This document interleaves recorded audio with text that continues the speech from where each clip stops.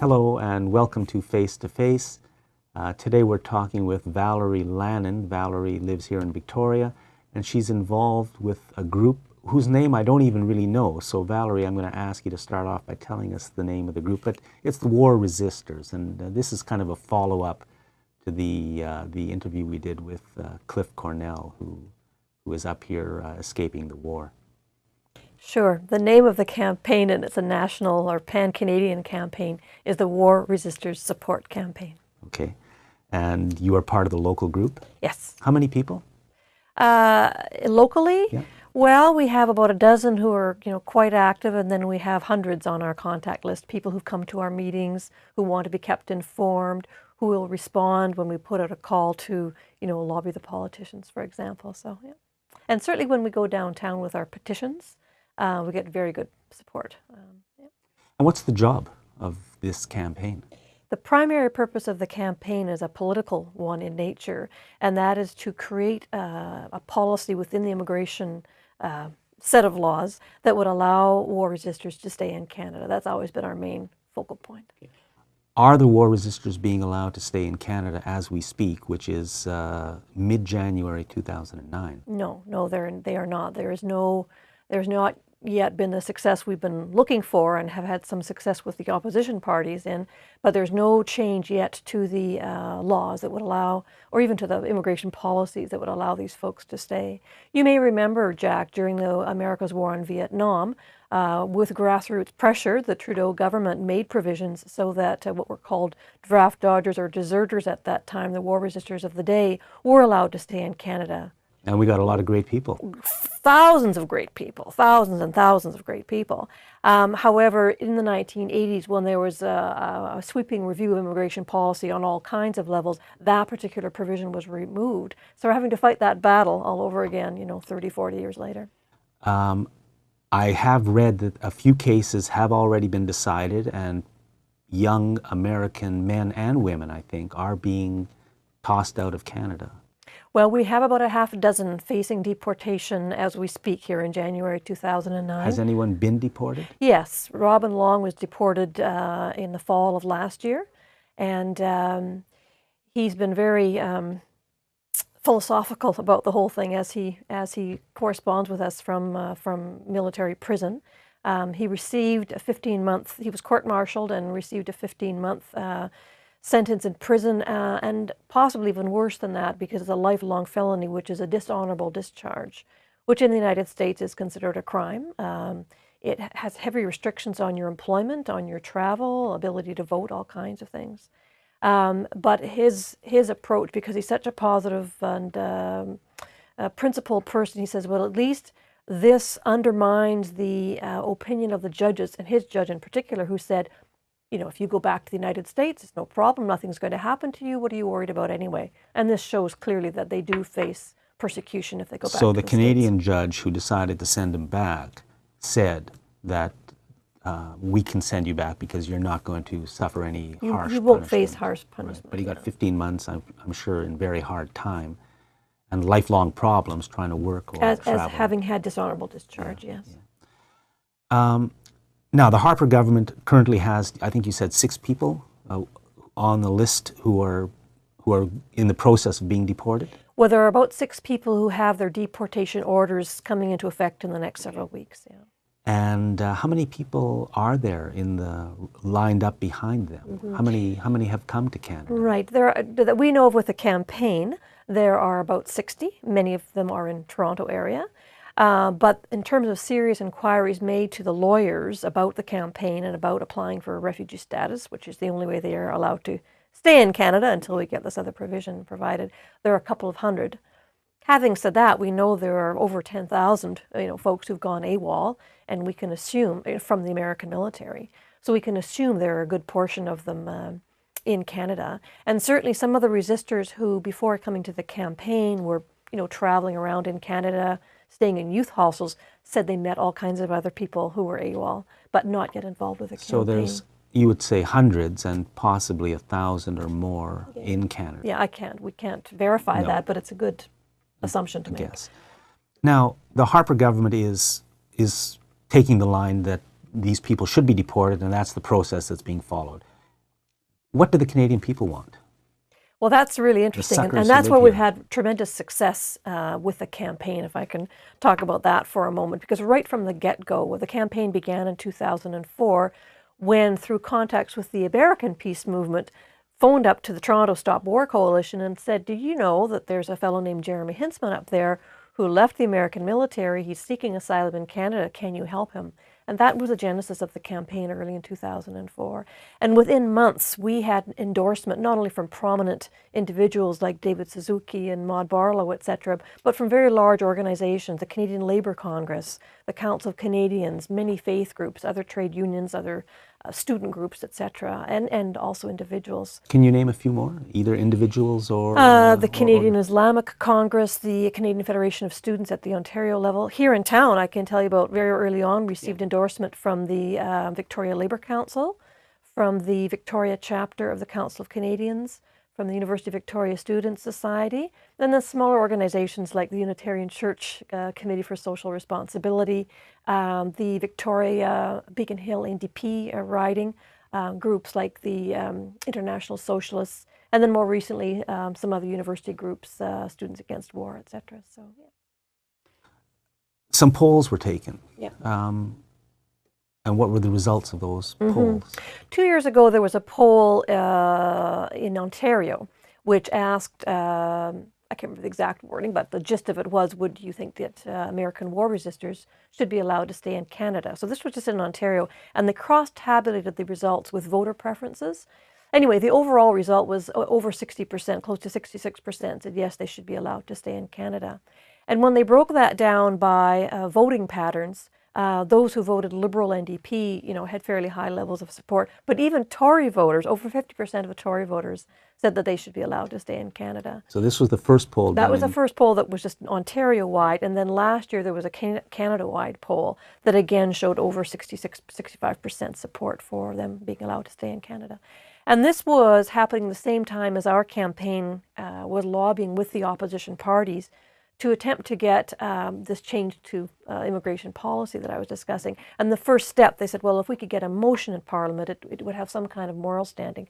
So right from the beginning, the NDP was quite supportive, then more recently the Bloc Québécois, and lastly the Liberal caucus. So in June of last year, 2008, was a tremendous victory for the campaign when this motion was passed, and the wording was along the lines of conscientious objectors to wars that were not endorsed by the United Nations, which means resistors to the Iraq War. Conscientious objectors to wars that were not sanctioned by the United Nations. Yeah, should be allowed to stay in Canada. Passed by the Canadian Parliament.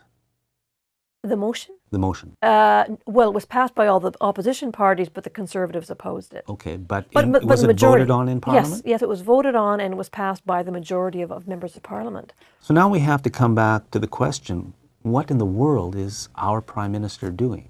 Here we have polls. With polls can always be, manipulated by asking the questions that they want to ask. I mean, this is done all the time, and the media reports those phony polls as if they're true. I don't know about this poll, if the questions were a bit manipulative, or who did the poll, who was behind the poll. But anyways. Angus Reid did the last one. Okay, did they do it on their own, or was, I guess nobody was paying for it, because nobody has the money. They did it as an omnibus one. Okay. We're going to be polling. We hope to raise the funds to do another poll right now. So this was just a poll done by Angus Reid themselves? Yeah. And I'm not sure what other questions they were asking. So 66% of Canadians, that's 2/3, for those of us who have difficulty with fractions, would like the war resistors, is that the name, to be allowed to stay in Canada. Yes. Parliament, our Parliament, the Parliament that's supposed to run this country, wants these people to be allowed to stay in Canada. Yes. Prime Minister Harper is kicking them out. The media is silent. And now I know you're saying the media is covering it, but I, as somebody who's interested, I've never seen it put quite this way. That what is the Prime Minister doing, and why is there no outrage in the country? Well, there's no outrage because nobody knows about it, because the media doesn't cover the story. So that's kind of where we are, and we should all be asking ourselves, what is Prime Minister Harper doing? What are the rest of us doing? What is the media doing? And who is behind this? If he's not listening to the people, if he's not listening to the Parliament, if he's not doing what we want, then who's he working for on this issue? And, well, one can speculate that the Tories, or any government of the day, but particularly the Tories, first of all, we've seen it in so many other areas of foreign policy where Harper has been only too happy to side with George Bush and representing Canadian corporations who benefit from these wars, etc. So there's that connection. But even beyond that, there's a sense that, you know, Canada is officially at war, troops in Afghanistan, and if we were to support those who leave the American military, what does that say about those who want to leave the Canadian military? Now, that's a different situation because the rules are quite different. Free citizens of a democratic nation, they should also be allowed to do what they want. Yeah, but that's their, I assume that's their, I can't pretend to get inside his mind, but I'm guessing that's where he's coming from. Do you see any difference going to be happening with, tomorrow will be the inauguration of the next president of the United States, Mr. Obama, and do you have any hopes for the immediate future? I would hope that in terms of the War Resisters campaign that he would at least listen to the peace groups down in the United States which have begun, and I'm not sure at what levels they've begun doing this, but are pushing for an amnesty. So if any of these folks do want to go back to the United States, that they will be given an amnesty, which happened many years following the end of the war on Vietnam. There was an amnesty. So the peace groups down there have initiated that in its early days, obviously. What would you like to see happen here? Well, this week that we're doing this filming is Let Them Stay Week in Canada. So in cities across Canada, there's different activities going on. I haven't heard. Yeah, on the Thursday of this week, I'll be sending out a notice here locally for people to call in to both Harper's office and Jason Kenney's office. Jason Kenney is the new immigration minister, and a few weeks ago was quoted in the press in the context of a resistor in Toronto that these are, quotes, bogus applicants. They're clogging up the system. They should be sent back to the United States. Now, our new Minister of Immigration. The new Minister of Immigration, which is the first time the Tories have actually openly said what they think of these resistors. They've always just been quite silent, at least in a public setting. So we were able to get very quick reaction from Amnesty International, and particularly from the Canadian Council on Refugees, whose president issued a press release that was published indicating that Jason Kenney is outside his mandate as a politician to be making those kind of statements that would influence those who hold quasi-judicial roles. Yeah. So what did Amnesty International say? They had the same reaction, that it's completely inappropriate for him to be making these kinds of comments, and that they disagreed with him as well. But that interesting that Amnesty International, you know, we're always seeing Amnesty International being quoted about third world regimes who are murdering and torturing their citizens, and here they are talking about us. Mm-hmm. Well, and they had said that Jeremy Hintzman, who was one of the first resistors to kind of go through the judicial system, that if he were sent back to the United States, they would consider him a political prisoner and add him to their caseload. So Amnesty International considers him to be a political prisoner if he was sent back. Yeah. Mm-hmm. So what does that make us? Mm-hmm. You know, think back to Germany, folks, because you know there are supposed to be rules in place that if wars are illegal, people can escape. People do not have to carry out illegal orders. And Canadians get that, you know, and when we do our petitions and when we do when the polls are done, they show that, they get that. The opposition parties get that and have done what they can. I think it's a question of, you know, what will it take to make the government change its mind. Now, it may be that through the judicial route that there are decisions made by judges that might provide an answer. It's not the answer. You know, we think there should be a political solution to it, not a judicial one. But next month in February, Joshua Key, who visited Victoria briefly, has his case going because they've all been rejected at their first level, which is when they go before the Immigration and Refugee Panel applying for refugee status. They've all been rejected at that level. As refugees. As refugees. So then they appeal that. And in the case of Joshua Key, the judge who heard the appeal declared that, that you will face persecution if you go back to the States, and the kind of things that you witnessed while you were serving in Iraq do constitute, the wording was, but, you know, that do constitute grounds for review. And so his review hearing is being held in February, and that will be very interesting. And that's at another level than the... It's the federal court level, yeah. What's next for you guys in this campaign? Maybe you can just give us the name of the campaign again? The War Resisters Support Campaign. Did you want a website as well? I should jot it down on my hand so I can keep looking at it. Well, yeah, website would be great. Yeah, it's www.resisters.ca. Yeah, and there's lots of up-to-date information on www.resisters.ca. Okay, and so what's next? Well, the main thing is, this week we have all these hearings. Now, we have had some success, again, in the judicial system with getting some of these deportation orders delayed. And so we're hoping, of course, that that's what will happen with Cliff Cornell and the others who are facing these orders in the next week or two. But the primary focus remains the political one. And so we will probably be doing more to publicize the campaign. We might even have to pay to get advertising if we don't get the media exposure that we want.